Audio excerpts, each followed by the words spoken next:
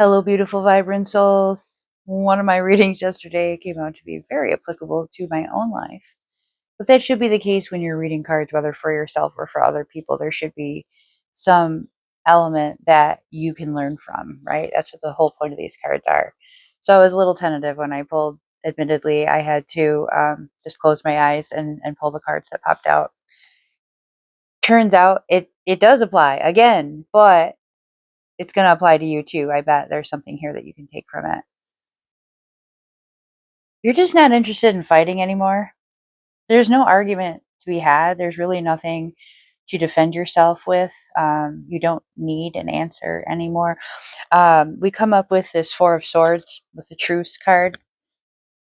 What was is, and you can't change it, and you really don't care anymore. You've moved past it so quickly and so efficiently and so fully that you're looking at retrograde and the things that are coming back to you right now, and you're like, okay, and you're just dealing with things at such a different level.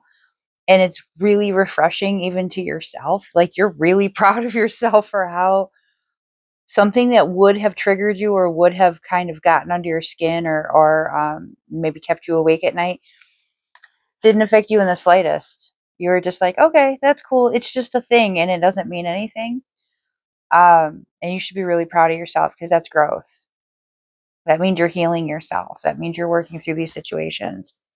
Now, our Princess of Swords, she's got things to do. She's really in her head sometimes, or he or they have things going on that take up more of your time and energy than these other situations that are coming and hitting you with this retrograde.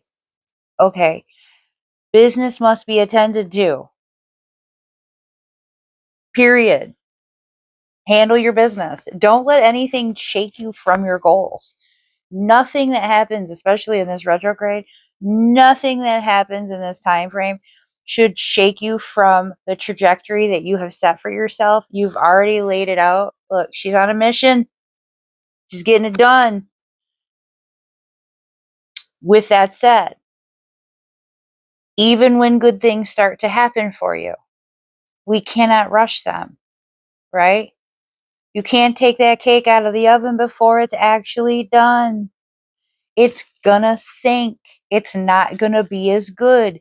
You can't take that pot roast out of the crock pot until it's set in that number of hours and simmered. It's gotta get good. Really good things come to those who are patient enough to let them finish cooking. All right, this message for those of you who have some works out there in the ethos, you've been drumming up some interest, getting some details, doing some preparative work. There's a lot involved. You've got something really big up your sleeve this time. And this is not something that you can just cobble together really quickly and call it good. This has got to be thorough. It's got to be thorough. I'm getting with this perseverance. It's going to be, this isn't like a microwave thing. This is like a sitting in the oven for a really nice slow bake, right? Lots of attention to detail is necessary. And for that reason, we have this time to collaborate. Call on the people you trust and believe in. Call on people with expertise beyond your own. People that are really good, like you see the work they do and you admire it. This isn't necessarily where they're going to come in. Like in some cases, I would say that it is, but this isn't necessarily where they're going to come in and be like this major role in what you got going on. But there are people that you should be asking for advice. There are people that you should be asking for to be like your checks and balances. Bounce your ideas off of people. Make sure that you're thinking realistically. Make sure that you're accurately forecasting. I'm hearing for like finances and such. Like, get a realistic perspective from somebody who knows. If you're starting a business, if you're starting a project, holler at somebody who's got something like similar on in line that's really successful. And this, they don't have to be somebody that you know.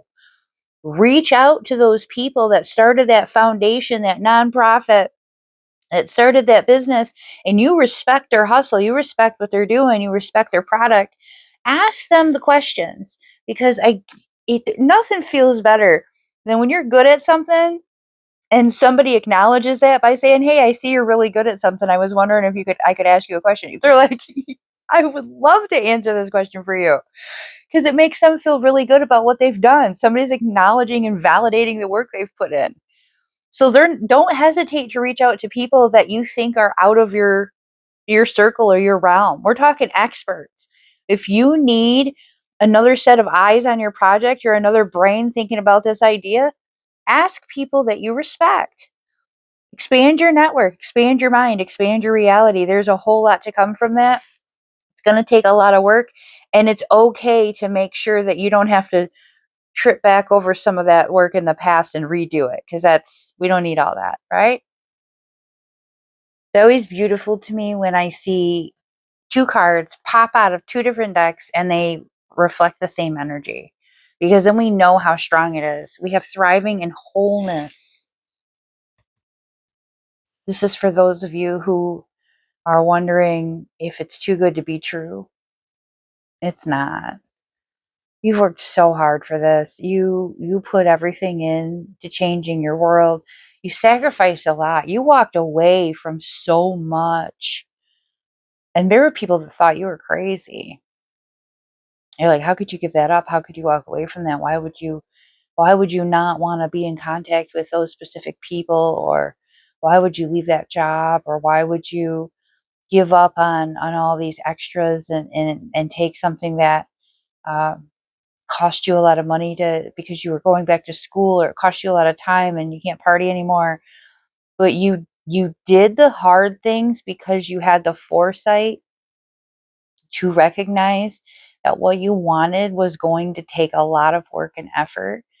And so you did that stuff. You walked away from that relationship that made you feel like you weren't enough, that was holding you down. You walked away from that job that didn't want to shine that light on you for all your hard work and all your great ideas.